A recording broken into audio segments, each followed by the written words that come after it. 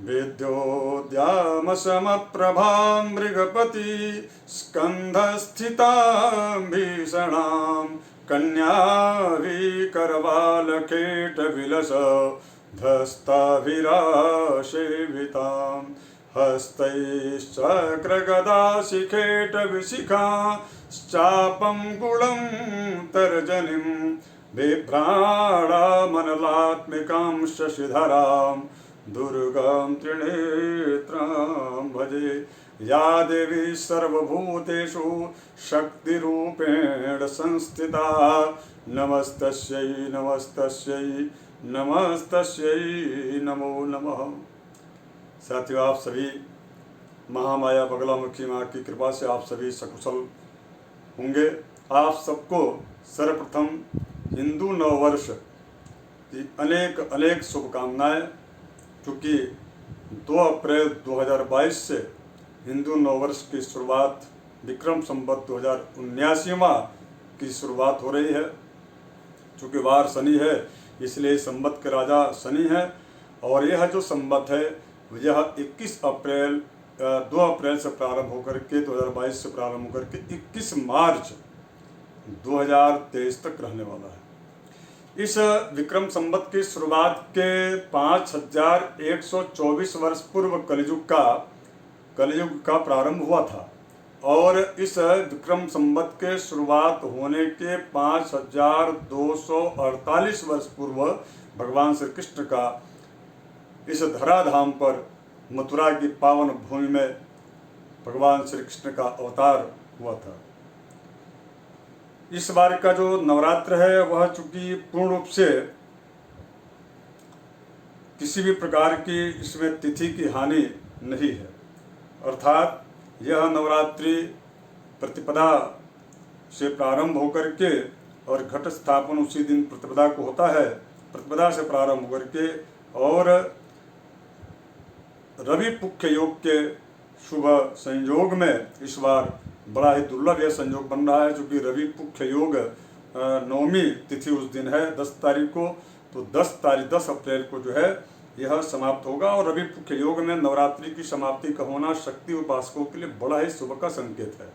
तो इसलिए आप सभी यानी कि महानवमी या रामनवमी जो मनाई जाएगी वह 10 अप्रैल को ही मनाई जाएगी। लेकिन इसके अलावा शक्ति उपासकों के लिए जो तंत्र कल्प के अंतर्गत आने वाले जो 10 महाविद्या हैं, उन महाविद्याओं की साधना जो करने वाले जो साधक हैं उनके लिए बड़ा ही उपयोगी। इसलिए चूँकि रवि पुख्य योग में इस नवरात्रि की जो है समाप्ति हो रही है। तो कुल मिलाकर के यह नवरात्र बड़ा ही अनुकूलताप्रद रहेगा। अब इसके बाद से आपको मैं बता दूं, चूँकि प्रतिपदा तिथि 2 अप्रैल 2022 को दिन के 11:50 तक रह रहा है।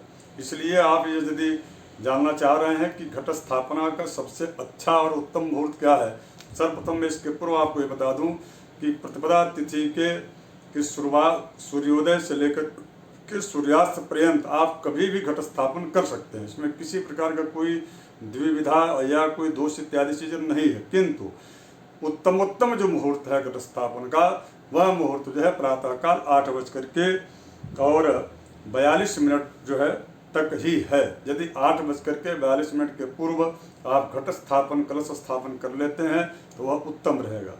और आप सबको ज्ञात है कि हिंदू नववर्ष की शुरुआत निश्चित रूप से बहुत ही मांगलिक प्रतीकों के साथ होता है। अर्थात प्रकृति और ईश्वर दोनों के जो है सानिध्य या दोनों के जो है कि ऐसा सामंजस्य होता है कि ऐसा प्रतीत वास्तविक में होता है कि हाँ नए वर्ष की शुरुआत हो रही है। अर्थात अन्न और धन से पूरी प्रजा भरी रहती है। अर्थात जो है नए अनाज उनके किसानों घर में आ गए रहते हैं। और वृक्षों से लेकर के लताओं और बिटपों में भी नव पल्लव जो है अंकुरित हो बीज भी अंकुरित होते हैं। नव पल्लव भी जो है किसले के साथ में आ जाते हैं। तो कुल मिलाकर के इस बसंत ऋतु में बड़ा ही आनंद और उत्साह के साथ हम और आप जो है प्रचंड आनंद मग्न चित्त होकर के हम सभी हिंदू नववर्ष का स्वागत करते हैं। तो हिंदू नववर्ष के स्वागत करते समय अपने घर में ध्वज का आरोपण जरूर करें। ध्वज का आरोपण अर्थात ध्वज जो है स्थापित जरूर करें। इसके साथ साथ में कलश में जल भर के और गेट के सामने अर्थात जो है द्वार, मुख्य द्वार के समक्ष रखना चाहिए। थोड़ा उसमें पुष्प डाल दीजिए। इससे क्या होगा, स्वास्थ्य चिन्ह बनाया जाता है घरों पर। उसके बाद शुभ और लाभ लिख करके नए वर्ष का स्वागत करना चाहिए, ताकि हे और भगवती महामाया चंडी से, भगवती बगलामुखी माँ से यह मनाना चाहिए कि हे भगवती, पूरा वर्ष जो हमारे घर में सुख समृद्धि आरोग्यता की प्राप्ति रहे। आसपास के जितने भी लोग हैं, जितने भी हमारे चाहने वाले लोग, सबका कल्याण हो। सर्वे भवन्तु सुखिनः, सर्वे सन्तु निरामयाः, सर्वे भद्राणि पश्यन्तु मा कश्चित् दुःख भाग् भवेत्। इस मनोभाव से महामाया भगवती की उपासना करते हुए हिंदू नववर्ष यानी कि जो आपका जो नववर्ष है उस नववर्ष की स्वागत का करना चाहिए। इसके पश्चात कलश स्थापन का हमने मुहूर्त बता दिया कि आपको 8:48 के पूर्व कर लेते तो बहुत उत्तम होगा। अब इसके पश्चात जो है अखंड दीप प्रज्वलित करने का, लेकिन मैं आपको एक शास्त्र का प्रमाण दे दूं, चूंकि कई लोगों के मन में आ रहा होगा कि पंडित जी ने कहा कि जो है घट स्थापन का जो समय दिया है तो क्या उस बीच में नहीं हो पाता है, तो क्या इसके बाद करते हैं तो कोई दोष होगा? बिल्कुल नहीं होगा। कई हमारे मित्रों के द्वारा पिछले वर्ष प्रश्न किया गया था, तो मैं आपको बता दूं कि ये कहा गया है कि तत्रोदयिकी प्रतिपदग्राह्या दिनद्वये उदव्याप्तो अव्याप्तो वा पूर्व अर्थात धर्म सिंधु और परिच्छेद 2 वर्ष निर्णय में कहा गया है कि यदि उदय काल में प्रतिपदा का मान स्वरूप भी हो तो उसी दिन वर्षारंभ होता है। अर्थात जो है यह चांद वर्ष होता है पूरे दिन भर जो है। उसके बाद ये कहा गया कि चैत्र शुक्ल प्रतिपदा मुहूर्त मात्र भी यदि द्वितीया युक्त हो, यहाँ तो 11:50 तक रह रहा है प्रतिपदा जो तिथि है वह 2 अप्रैल को 11:50 तक रह रहा है। यहाँ पर जो है धर्म सिंधु के द्वितीय परिच्छेद में प्रमाण मिलता है कि परयुता मुहूर्त मात्रमपि प्रतिपद ग्राह्या, अर्थात जो है मुहूर्त मात्र अर्थात सूर्योदय के बाद 24 मिनट भी अगर यदि प्रतिपदा रहता है उस दिन पूरे वर्ष जो है प्रतिपदा मानी जाएगी। इसलिए क्योंकि उदया तिथि का विशेष महत्व, इसलिए पूरे दिन भर आप जो है कलश स्थापन इत्यादि चीज़ों को आप कर सकते हैं। किसी प्रकार के कोई उसमें शंका आशंका दोष इत्यादि चीज़ें बिल्कुल भी नहीं है। किंतु यदि उत्तमोत्तम मुहूर्त की बात आप कहेंगे तो मैं आपको ये बोलूँगा कि 8 बज करके जो है प्रातःकाल 42 मिनट के पूर्व यदि करते हैं तो बहुत अच्छा रहेगा। कुछ मतमतांतर के अनुसार 8:48 भी है और कुछ मतमतांतर के अनुसार जो है 8:42 भी है।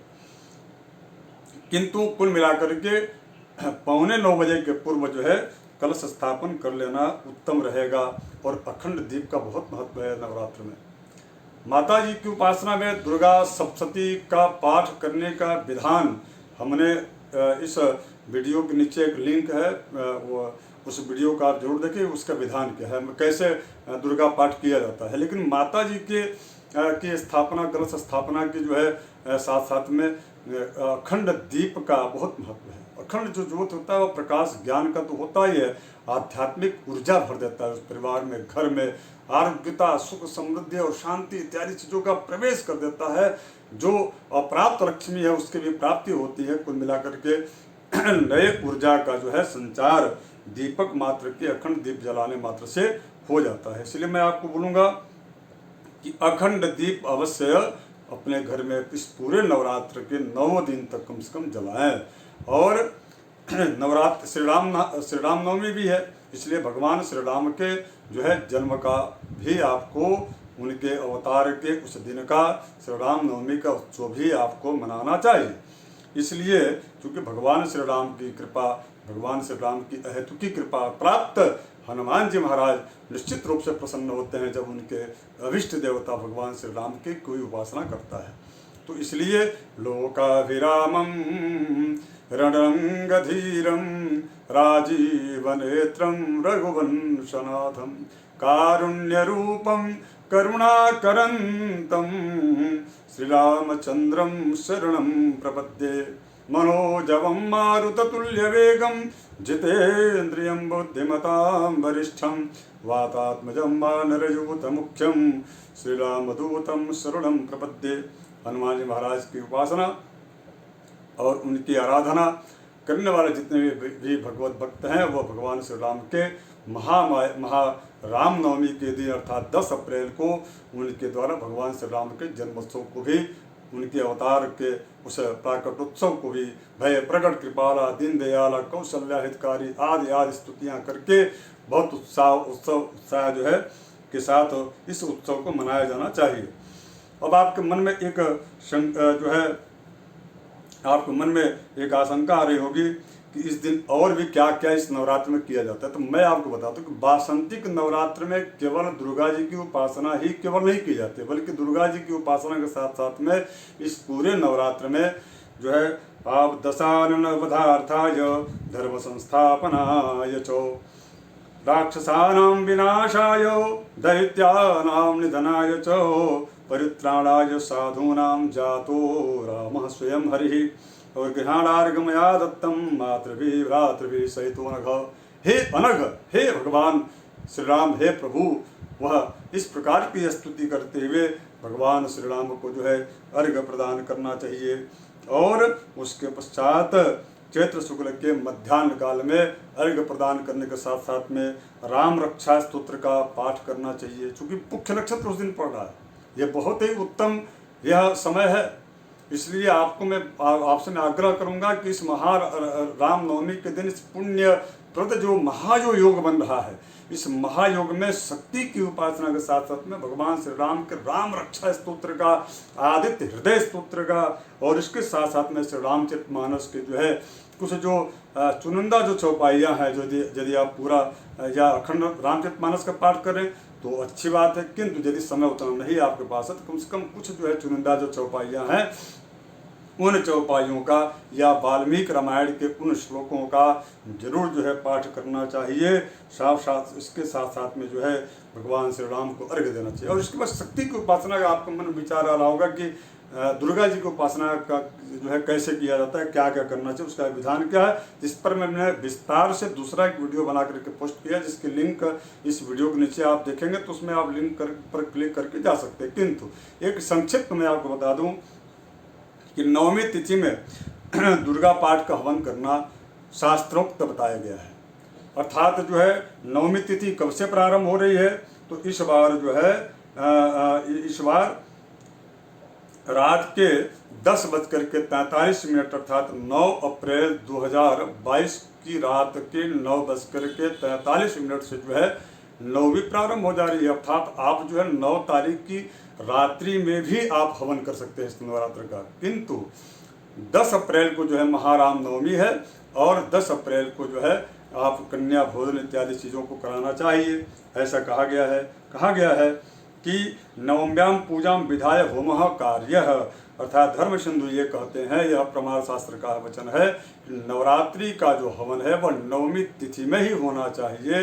नवमी तिथि के पूर्व अष्टमी तिथि में हवन करना नहीं चाहिए। किंतु आजकल क्या है, कई स्थानों पर ऐसा देखा गया है कि अष्टमी को ही जो है हवन कर दिया जाता है, लेकिन वो महा अष्टमी हवन केवल मात्र एक ही दिन की शक्ति आराधना या उपासना के लिए कहा गया। किंतु वह जो गृहस्थ है उन गृहस्थों को नवमी में ही हवन करने का शास्त्रोक्त प्रमाण या शास्त्र वचन प्राप्त होता है। इसके अलावा ये भी कहा गया कि पूरे 9 दिन तक व्रत रहने वाले जो व्रती हैं, जो व्रत करने वाले लोग हैं, उनको व्रत तोड़ना कब चाहिए अर्थात पारण कब करना चाहिए, तो कहा गया कि दशम्याम एवं पारणाम, अर्थात 10वीं तिथि को जो है पारण करना चाहिए। और